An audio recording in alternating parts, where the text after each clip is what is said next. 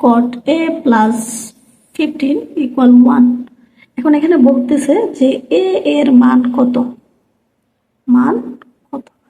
আচ্ছা এই অঙ্কটা যেভাবে দেওয়া আছে সেটাই আমরা লিখলাম।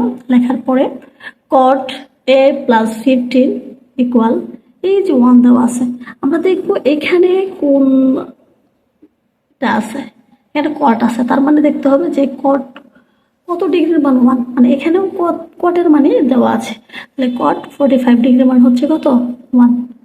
আচ্ছা আমরা লিখলাম। তারপরে cot, এখানেও cot আছে, বাম পক্ষেও আছে ডান পক্ষেও আছে, তার মানে এই cot আর এই cot কি এটা আমি উভয় পক্ষ থেকে কি করে দিতে পারি, ভাগ করে দিতে পারি।